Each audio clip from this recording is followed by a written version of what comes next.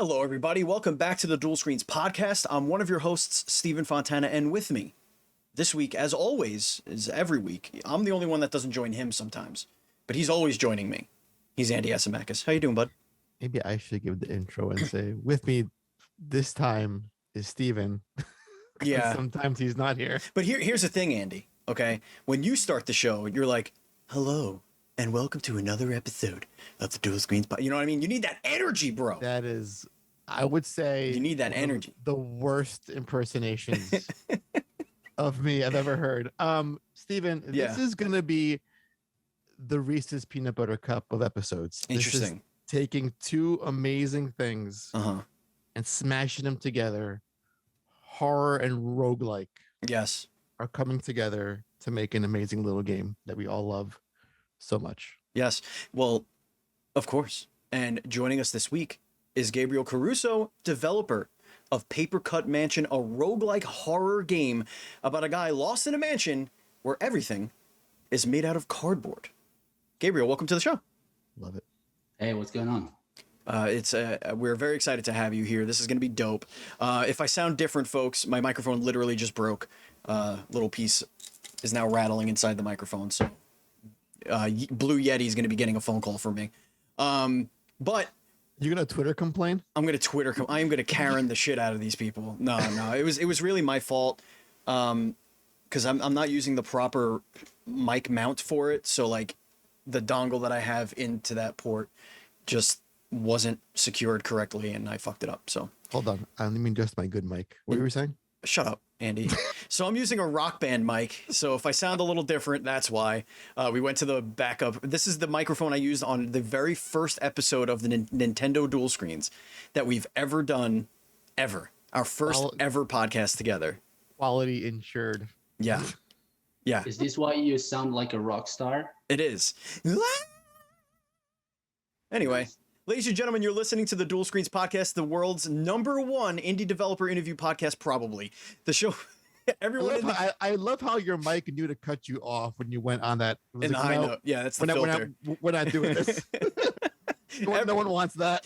Everyone in the gaming industry, be it a programmer, an artist, a voice actor, everybody has a story to tell, and we want to be their platform to do so. The show posts each and every week for your listening pleasure on your podcast service of choice, including our home Podbean. And of course, you can watch the video version of the podcast on youtube.com/dualscreens.tv. And if you want to support us with your hard-earned dollar bills, y'all, we will give you all sorts of bonus content. All you have to do is go to patreon.com/dualscreens, just like our Patreon producers, Colton the Apprentice Nestler and FNH Paul. We simply cannot continue. I need a new microphone.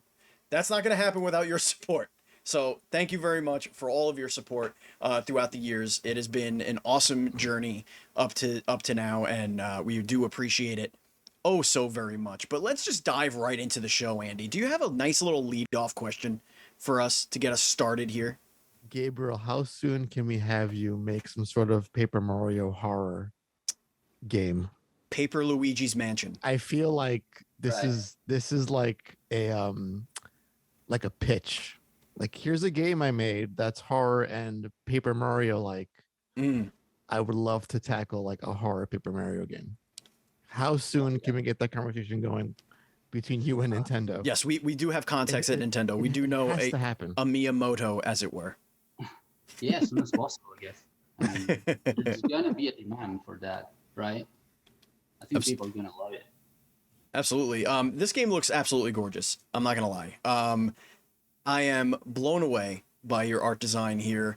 But why don't we start with what is Papercut Mansion? Like, we did a tiny little description, but I want to hear it from the horse's mouth here, Gabriel. Let our listeners know, what is Papercut Mansion? So this game is a roguelite with a T, horror. Set in a Papercraft world, I say.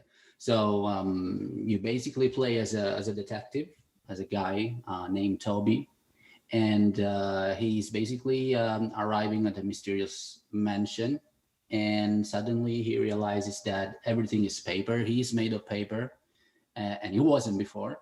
And it's in this creepy place where everything sounds off, and you basically have the opportunity to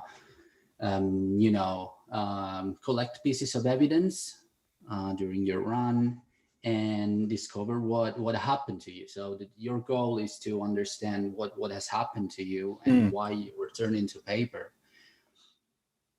So what are the roguelite elements here? Like what's actually changing? Because you said your run. So is each run trying to solve the same mystery, but all the clues are and puzzles are in different areas? Like how do you do that and tell a cohesive story? So yeah, each run basically you have the opportunity to define your playstyle. So you unlock new abilities and discover new equipments.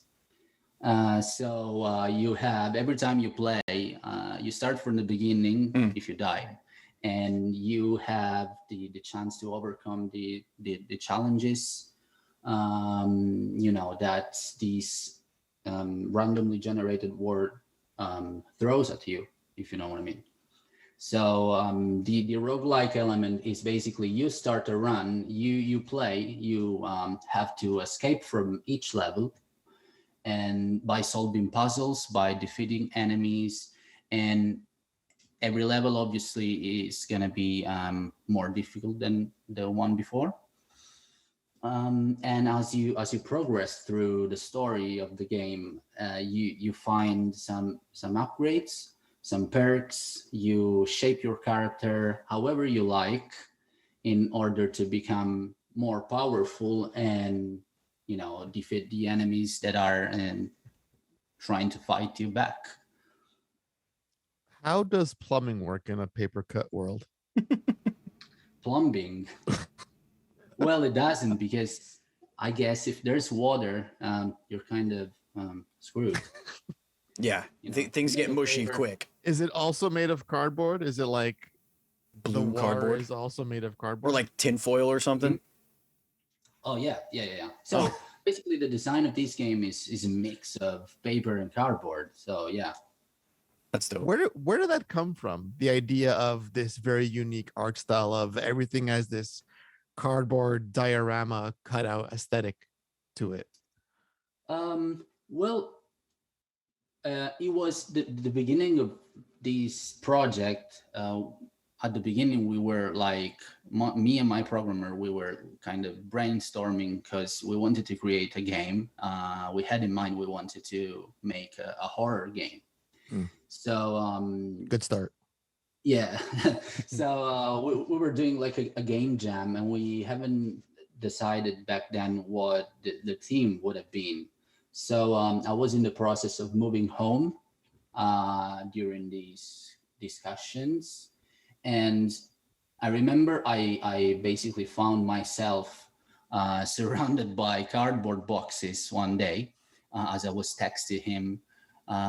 So I was basically in a new house, empty house, full of cardboard boxes. And I was like, this is horror to me. This is like... Moving is horrible, yes. and moving is horrible. And terrifying. It's so horrible. My dad always says, I wouldn't wish my worst enemy to move home. It's like a lot. It's a lot to do. And then you end up breaking stuff. Sometimes you end up losing, like you never know what you put your things. And that was it. I was like, should we create a horror game like where the word is paper? And then it clicked. And as I was sketching some concepts, we fell in love with that idea of having, a scary paper world. Yeah, paper cuts suck. Just looking at that paper world, and oh man, imagine the paper cuts. Thank God you made the protagonist Toby out of paper also, because man, if he was a fleshy boy going around in the paper world, death by 1,000 cuts. Ain't that right, Andy? Dude, I'm getting like, that feeling. Uh-oh. You know that little feeling you get, like, just like the idea of cutting like your finger somewhere, like, no, like I stop it for that right now. Don't you dare say these. say these things. So what is your background like? Because you said you started to sketch some things out. So like what's your background in game design? Like how'd you get started in all this? So I'm now doing pretty much everything, as from like the design, the arts, the concepts, the 3D models, the rigging, the sound, and the music, and everything else. The only thing I don't do is coding, which is witchcraft. So I have a programmer. That is true. For that. That is very true. So before I started as a musician. So I started, I had a band and everything, was going to a certain direction. And then I got interested in making sounds and music for games. So I started making music for a couple of friends who were developing a game. And then I learned a couple of things about animation and arts and design. And then I started making games with these guys, where I was the audio designer mainly. After that, we started our own company, Space Lizard Studio, and we started messing around with sounds, but also we had an artist, but he needed help from time to time. And so I started drawing as well, started doing some arts.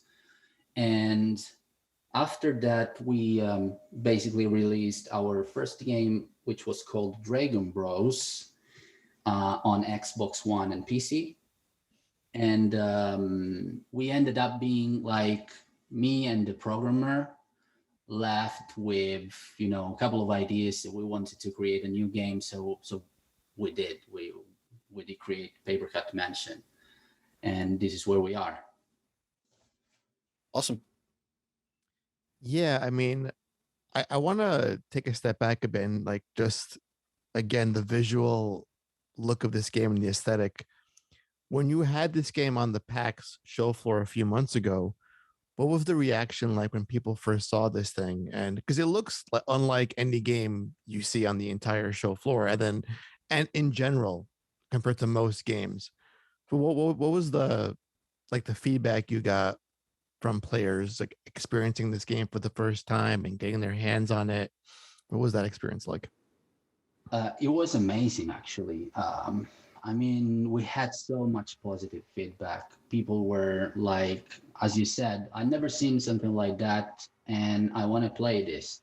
And they were pretty satisfied when they discovered that the game is quite deep. So you have like a lot of mechanics and a lot of stuff that I love, because obviously I've been influenced by a lot of other genres, a lot of other games. One being Resident Evil back in the days. Like the very first Resident Evil, I finished that like 12 or 13 times. And then, I was passionate about all of that, all these horror stories like Silent Hill, but even more recent stuff like Little Nightmares, for instance. So you can tell this game has that kind of quirky horror type of style and aesthetic. And people thought probably that this was different from whatever they saw before, because it's drawn by someone who's not an artist. So I'm not an artist. Like I'm not defining myself. I don't know. This seems highly artistic to me. Yeah, I think you might have to give yourself some credit here. You might actually be an artist. I might be. I'm just discovering this right now because I wasn't. So I was kind of forced to, do everything. Like I was forced to say, do the arts, do the 3D models, learn animation and all that. Now I'm pretty satisfied with the work, I gotta say, because, I learned. Right. And if I were to create the game now with the skills that I have now after it's been basically almost 5 years now that we developed this game. I would have done it like completely different. Like I would have done everything as it is, but much better, if you know what I mean. Yeah. But I'm pretty satisfied with the results, and PAX was amazing, and people really liked it, and people were lovely, and I kind of hugged some people who were, telling me that the game was amazing and stuff like that. So it was good experience. I was definitely one of those people. Yeah, said it was amazing. Yeah, I think there was a hug. There might have been a hug. There might have been a hug. Andy is a notorious hugger. I am a hugger. I love Andy, I love contact. One of the things that jumps out to me is that, like, when you think of a paper style, like these 2D elements in a 3D world style, you think kind of simple, but when you look at the art and you look at how you've used shadows and colors and shading and perspective and all of that stuff, there really is a very complex geometry here at work. There's a craft. Yeah, this is like what's going on. This is like the Bob Ross painting of Papercraft paper games. Like, it looks absolutely incredible. You do so much with depth of color, shadows. Your lighting engine looks gorgeous with this design, and also you have a very deliberate use of these like rusty, vomity colors, and then you have this brilliant pop of red and every once in a while like a teal or something like that just kind of like jumps out of the screen at you. Can you go into a little bit of your design philosophy as far as your color palette and your lighting and all of that? Yeah, sure. So first of all, I want to say, when you say crafted, the game is actually really crafted. If you see some of my videos, I post a lot of videos every week on Reddit and Imgur, and it's basically the make of how I create the 3D models. And the way how I do it is by literally hand drawing on a piece of paper. So I don't generally use a graphic tablet to draw this stuff. And I draw on paper straight away, and then I scan the paper. So if you see like the atlas, the texture that I draw first, it looks like one of these cutouts for kids. These things that you can cut out of the paper sheet and create yourself. And this is exactly what I'm doing. I'm drawing on a piece of paper. I scan it with my scanner, put it in Photoshop, and add some colors. I don't like super vibrant colors, as you said. I like these kind of dead colors, like this teal, desaturated, because I think they work. They blend perfectly with the raw nature of the pencils. So after I scan my drawings, I pass them through Photoshop or GIMP.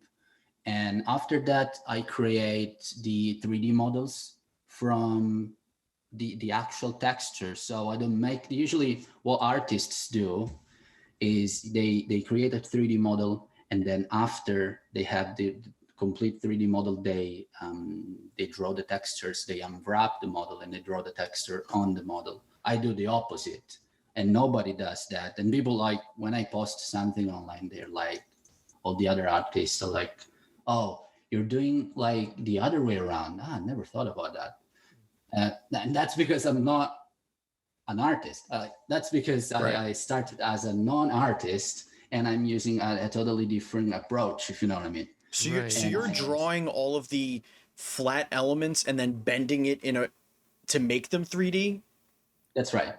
That's unbelievable. I basically draw them and essentially cut them with the 3D program, which is what I use is Blender. I cut them in Blender, let's say, and I fold them, like literally fold them into themselves. So that's amazing. This is like guerrilla game design. It's like when you look back at like really old like movies that did practical effects, We didn't have like examples of how to do things. So you're doing what makes sense to you. Like, okay, here's what I want to accomplish. How can I get these images in a 3D space? And you're scanning, using Blender, using all these roundabout ways, like working backwards in a sense, where like a traditional artist would be like, have a whole different set of rules and standards. So you're like doing your own thing entirely, which is incredible. It's like a Happy Meal box, like where you get the Happy Meal. It's like, oh, the perforated things, you pop them out, and then you just sort of bend them and make these little boxes and stuff like that. But I think what's awesome about that also is that I feel like you can then manipulate pretty much anything. Because like if you're looking at a couple of your screens here, and I encourage everyone to wishlist this game right now, go to Steam and check it out, because there are some screens where you have tiles that are falling in on themselves, or they're kind of depressed a little bit, and like it looks like a flat piece of paper that you cut with a scissor and just sort of bent this tile down a little bit, like 45 degrees, and it looks like it's just like, and I'm looking at the police the police headquarters, and it looks authentic in a way that a diorama would look. Not necessarily how a real world would function, but how a paper world would function. And I think it's absolutely brilliant. Like knowing that you do it that way is mind blowing to me. Like I feel like this couch that you have here, did you make like 1, 2, 3, 4, 5, 6 different like square, like cubes shapes, and then actually like smash them together? Or did you make like the whole couch flat and then fold it? It's the whole thing flat and then folded. Like every element of the game is like that. I never do cubes or shapes like that. As I said, I start from the flat drawing and then I fold it afterwards. So it's a totally different way of working, and it's probably really wrong if you talk to artists. But at least it's my way, and it can't be wrong because it's clearly working. I mean, there is no right way. I think. Yeah. When you're talking about game design, I mean, there's like a preferred. There's quicker. Way, there's quicker ways. There's that way. Yeah, exactly. There's learned ways. There's taught ways. But yeah, I mean, this is honestly like if I was a student in art and I was told not to do it this way, but I saw that doing it this way made this game, I'd be like, maybe my professors are wrong about something. Man, because this taking me back to like junior high school art class. Yeah. Being told that technique was wrong. I was like, this seems like that comment seems wrong in an art class, that I'm doing something wrong, which is to express myself. Expression. Yeah. I'm like, that sounds weird to me. Like, wrong. How is what I'm doing wrong? I'm drawing. Like, no, you do it like this, like this. Okay, that makes sense. Sure. Yeah. You got it. That, man. Like I understand color theory and oh yeah, again, there's principles and foundations and like, all of that, but like when it comes to an artistic style, like drawing the wrong way. I mean, even your UI is like, you have this compass that looks literally scribbled, like something that you just scribbled on like the back of a cereal box and you just cut it out. Like it just looks so cool. Oh, thanks. Glad you like it. I didn't like that at first, but then I put it together in Unity, which is the software we're using to make it, and it did make sense. If you take each single piece like apart, it doesn't look that nice, but when you put them together like a diorama, as you said, it works. It simply works. Yeah. I kind of want to touch on that when you mentioned Unity. I know that to you, programming is witchcraft. It is. How does that work for someone that's so far removed from the technical aspect? Like, because I'm sure as you're being on the creative side completely, you have big ideas for how the game should function and work. Do you find those ideas translating easily when you tell your programmer, hey, I want to have, this is how this gameplay elements should work in our game? Do you find like there's barriers or limitations, or is it easier for you to get those ideas and mechanics across? So I gotta say I'm pretty lucky because there's a good chemistry between me and the programmer. So we're old friends, so we kind of understand each other. So when I say something to him, like I would like to have this character to do X, Y, Z or whatever, and he's like, oh yeah, let's see what I can do. And then after 5 minutes, he basically says, oh, you have it, it's ready. So it's like the programmer I have is really talented, and I feel really lucky. Sometimes it's a struggle because communication is like, I want to do this in the game. Since we're both designers, right? There's not that figure of game designer who decides how the game has to be structured, and then he tells the other team members to do what he says, because it's like, this is my design, and then you execute. Right. It's a bit like we're both game designers, so we both have ideas, so we kind of cooperate in that sense. Sometimes we don't agree with something, but most of the times we understand each other perfectly, and we go for whatever is best for the project. And I gotta say, I feel pretty lucky. I'm pretty satisfied with the communication and the results nowadays. Also because he built the whole framework, so I have to. It's basically he created this kind of editor where I just create my paper models, I put them in the game, and then I make them do things like these interacts with the player this way, and then there's a dialog box appearing with this phrase and these animations and stuff like that. So it made my life very easy. Talking about mechanics and gameplay specifically, it's easy to see your love for horror in this game. I mean, Resident Evil, The Mansion, clearly an influence for this game's setting and universe.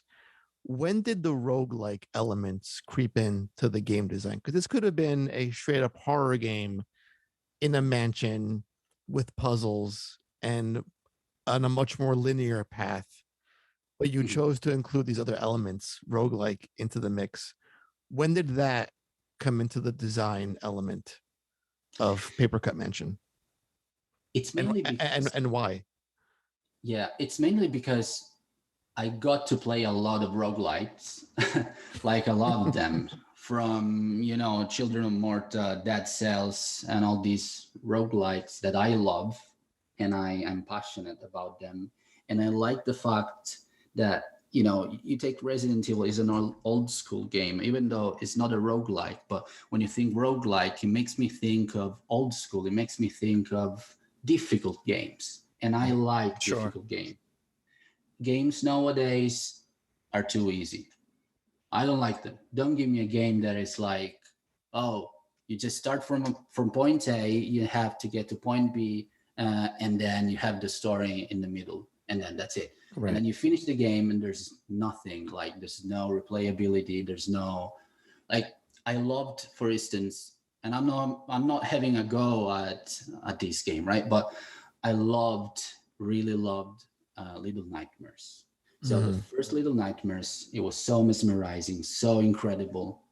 It was so good looking.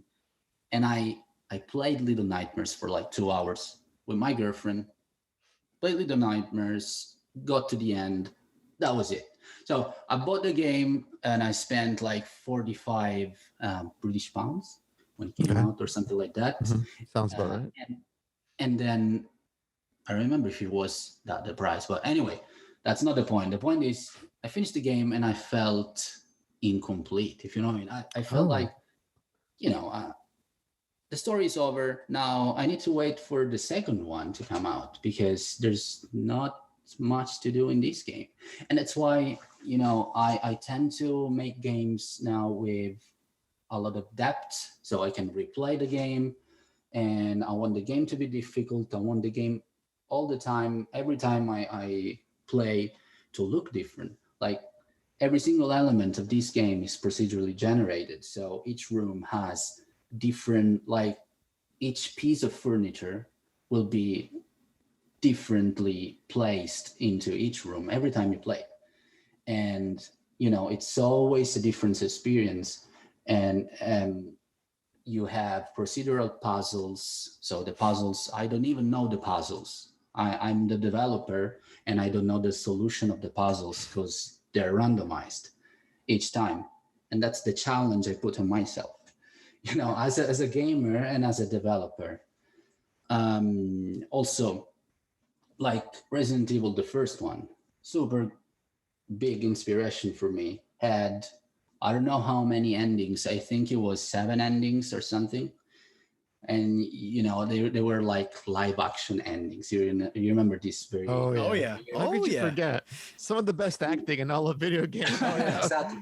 Such a bad acting, wasn't it? But still, 7 different endings, and I loved that. I loved the different scenarios, starting with a different character, but especially your choices would change the ending, right? And that's why in this game you now have, in Papercraft Mansion, I put 27 different endings because it's like a clock tower. I want Jillian endings. Right. I want people to complete the game at least 27 times.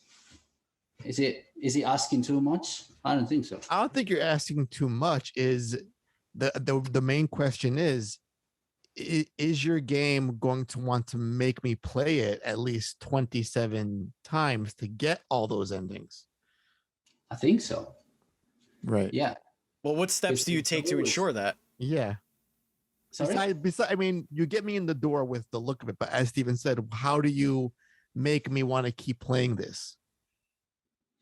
So, as I said, every experience is different. So you keep playing and playing because you have unlimited, puzzles, like with different combinations. You have things that you can equip to your character, like a lot of items, a lot of upgrades, and a lot of weapons, a lot of abilities that are so different from each other. So every time you play, you can play with your own play style or play with different loadouts.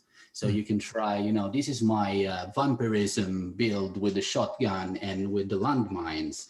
But my next build is going to be, with the critical strike, the critical strike sword with the, the wheat-oriented cap and stuff like that. So there's a lot to do. And also there's quests and side quests. Maybe you want to complete some side quests that you didn't complete before. But the main thing that will make you want to finish the game with a different scenario is that at the end of the game, you get like a scenario of what the character thinks has happened to him. So it's a different part of the story. And then as you solve that part of the story, you want to know what's the other scenario. So have I solved the mystery? This is my scenario. What if I did this other thing, to change the events? Because let's say the events of the end game are not super nice for the character, at first. So you might want to continue playing and then have a better ending for your character. You know what I mean? Do those story beats, those moments where you are changing story, do those also randomly change? Or do you have points that this is where everything's going to take the player down a different path, but everything in between is what's randomized? So the story is not randomized. So the story is one, but depending on how you live the story, depending on what choices you make, what quests you complete, and the actions that you take, then the final ending changes depending on your actions. Gotcha. So it's not randomized, but it has different aspects. So you might want to know a little bit more about what has happened to the character. Now, I don't want to get into details because Yeah, of course, no yeah. spoilers, no spoilers. Right. Yeah. But yeah, so basically a lot of stuff to do. The environment is going to be always different. You have 3 difficulty modes. So you start with normal, but then when you complete the game for the first time, you unlock the hard mode. And then when you complete the hard mode for the first time, you unlock the very hard mode. Now, every time you unlock something like a difficulty, you play like the hard mode, the rooms are gonna look different. Like the arts is gonna be different for the rooms and for the enemies as well. Okay. So it's like you have a whole new design for the enemies in the hard mode, and same for the enemies in the very hard mode. So you're gonna see the game changing, if you know what I mean. Did you tie endings into difficulty? Like if I'm playing on very hard, does that lead me down towards a specific ending or plot, like for like a true ending, for example, or is it purely just for difficulty in those different modes? So basically, there's no right or wrong ending. You know what I mean? So it's all like this is what I believe has happened. That's it. So it's not like that you have the real true ending and the false ending, if you know what I mean. Right. So we split the scenarios this way on difficulties as well. So on normal difficulty, you have 9 endings, and then on hard, other 9, and on very hard, the last 9. Interesting. Okay, I like that. So you're incentivized to try the harder difficulties. Exactly. Which it's a great follow-up question. What does progression look like in this game? Not only from run to run, but when I finish the game, what carries over into a fresh start, into a harder difficulty? Is it a from scratch thing? Do I get to carry some things with me to make that fresh start of the game easier in some way, or less redundant? What does that look like? One, when I die from a first run, then after I finish the game, what do I bring with me? So every time you play, you can unlock some cards, and these cards are your equipments, and they stay with you. So each run, you go to a section of the game which is like a binder full of cards. Do you remember these like Magic the Gathering? I don't know if you ever played that. Of course. Of course. Exactly. Just think about Magic the Gathering when you had this binder full of your cards. You could select, the cards to build your deck. So that's basically it. You find informal cards, you find equipments for the character, and you have different slots. Like you have a head slot, you have arms, and you have body. So you can find armors, weapons, melee weapons, or ranged weapons, and helmets, all sorts of things like, I don't know, swords, axes, sniper rifles, whatever. So, and there's some rarity tied to these weapons. They stay with you for the entire game, so not just for the run, but every time you play again, you get to select in this binder. You get to select 3 of these things. So 1 piece for the arms, 1 for the body, 1 for the head, and then you start a new run. Now, in normal mode, you will find, you have a drop rate of like 0. something % of like the legendary and the super rare cards. Whilst in the hard mode, it's easier to find those, and in the very hard mode, it's even easier to find these equipments, which are like legendary and rare and epic. So that's what changes. Whenever you play, if you play hard, obviously you'll find more advanced equipments that you keep with you, and you can. That's what I'm talking about, Andy. That's how you do the rogue shit the right way. I want to skip to very hard. Just like unlock all the cool shit with the highest drop ratio. Well, young Padawan, you're gonna have to finish the game at least twice. At least. But speaking of finishing, it is time now to get into rapid fire, Andy. Oh boy! But first, I want to just put a button on this whole. I could talk about this game all day. This game is honestly phenomenal. I love it. This game went from being something I was interested in to something I want right now. Yeah. So, like, I could imagine having an absolute blast playing this on stream, where getting the shit scared out of me because horror just it does that, especially when you're with a bunch of people who are trying to jump scare you with sounds, but also like just the new run nature of it. It was like, okay, what are we gonna do now? Like work together. Okay, what should I pick this time? I was really bad with the shotgun. Let's go with the whatever, the machete. Whatever. I'm very excited for this. So, awesome. But yeah, let's get into rapid fire, Mr. Andy. This is where we get to know you, Gabriel. All right. We are gonna get to know you deep down inside of your solar plexus and know what makes you tick. Who are you? And we're gonna start with a very simple question. I'm kind of scared right now. You should be. Well, here is your first question.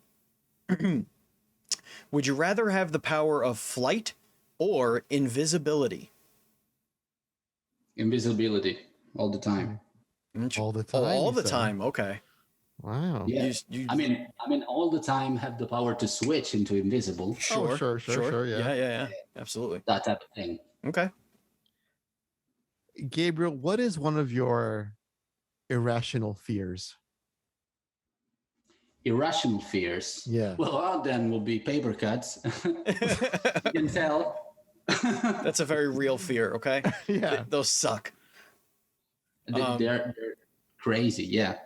Maybe one of my irrational fears would be not to remember something. Like, I don't know, I had this bad dream about, it sounds crazy. It's like I have this nightmare where I murder someone, okay, and I don't remember.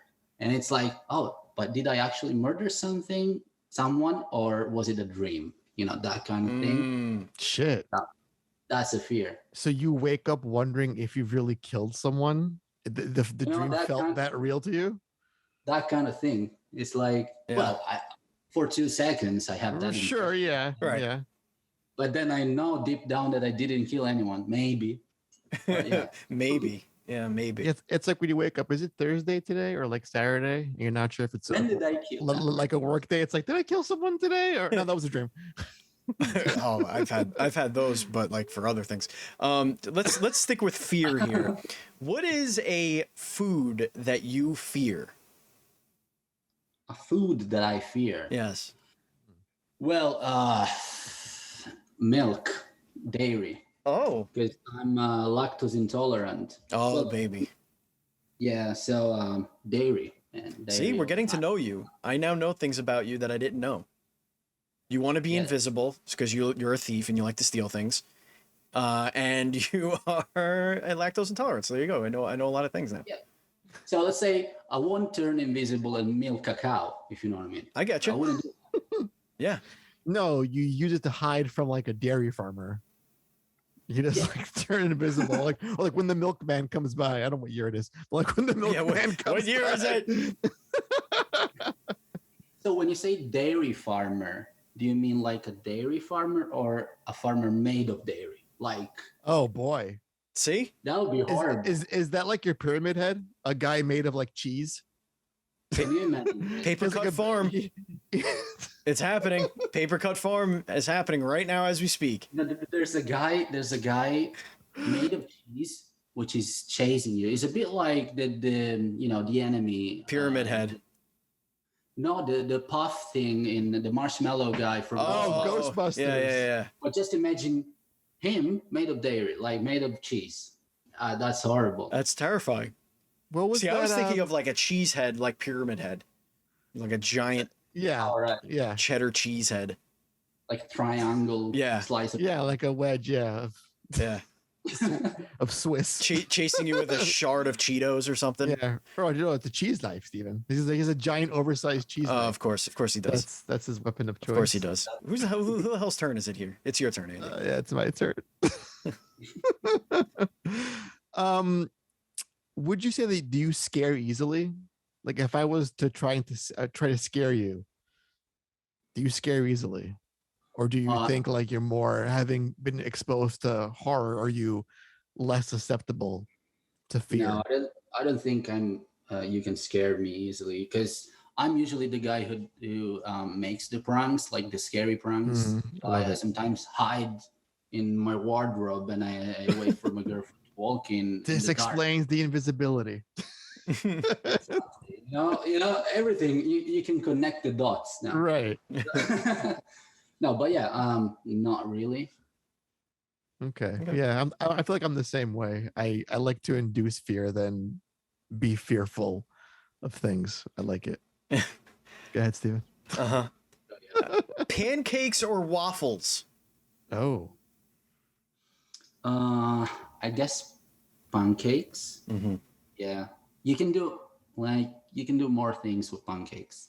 You can, I mean, here in the UK, I don't know about the US, but you can make savory pancakes. Oh yeah, you could do like a crepe, with like that kind of thing. Turkey and you can gravy. really do that with waffles, can you?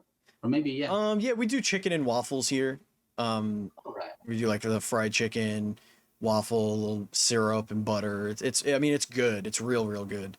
And honestly, you can't go wrong with a pancake or a waffle if we're being honest. I mean, the choices, that's the scary part, is that you have to make it's like the Sophie's choice. It's the Sophie's choice of breakfast cakes. Yeah. Breakfast.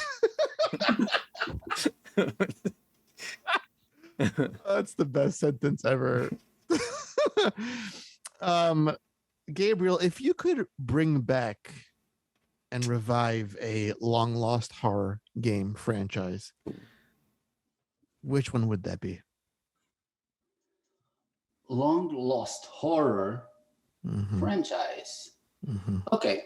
I don't think it was a franchise, but I remember having fun with these very old game from Dreamcast, which was Blue Stinger. Oh my God, Blue Stinger. Holy shit. Remember that? I was like, the second you said Dreamcast, you're either going to say Ill Bleed or Blue Stinger. One of those two.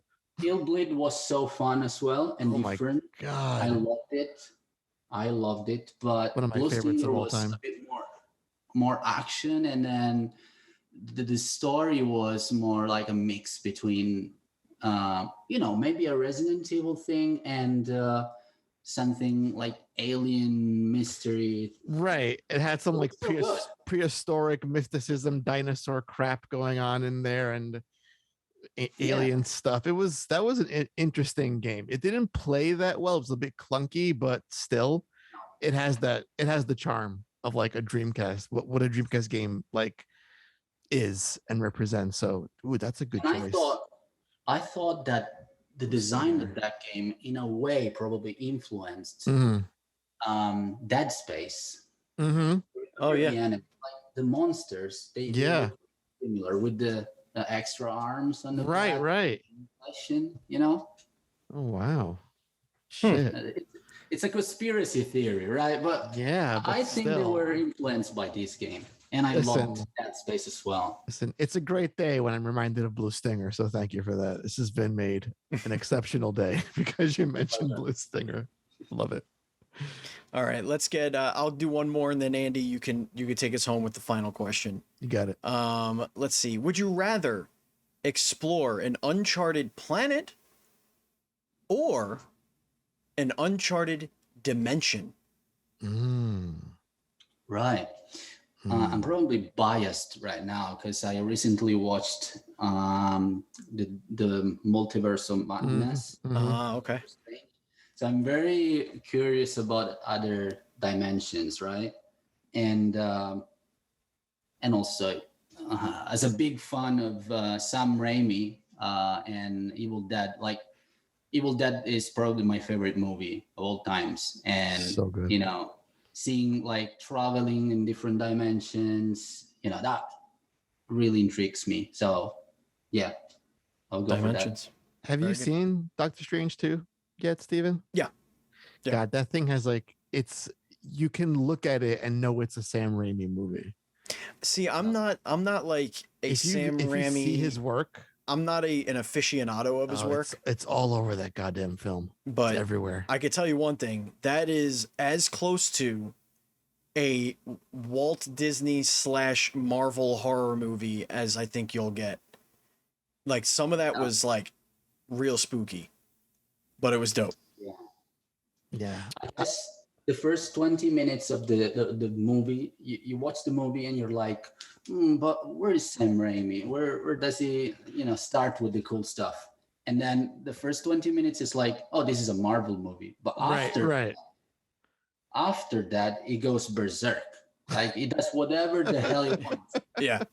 With the characters. And it becomes gory as well, which is something that you don't see very often in the Marvel universe, right? So it's dark. It's also like high emotion to that film. Like, when you really watch it, there's a lot of emotional beats to it that just go that pair with the horror so lovingly. There's also like grotesque imagery that is funny. Right. Like that's which is also Sam Raimi. Yeah, like you're looking at like a dying flesh. I don't want to give away anything, but you're looking at like a dead thing, and it's funny because the way it acts is kind of normal, but it's just off-putting enough where you're just a little uncomfortable, but you're also like, why am I laughing at this? This is gross. Yeah, it definitely has that. All right, Andy, hit us with the final question, and we'll get on with our lives here. Gabriel, the last question is also a terrifying question. It is true. Because you have to answer this question. Mm-hmm. Okay. It may seem on the surface simple. It may seem rudimentary and formulaic, like the first 20 minutes of Doctor Strange, but then the real horror unravels once you dwell on it and think about the question. Mm-hmm. The real nature reveals itself to you. Mm-hmm. And that question is, Gabriel, Steven or Andy? Oh. Mm-hmm. Mm-hmm. Oh, crap. It is difficult. It is difficult. Because you could see him, but you can't see me. We like that it's difficult. I feel like it should be a hard question because I mean, you said you like difficulty. Listen, unless it's like, God, they're both equally horrible. Who's worse?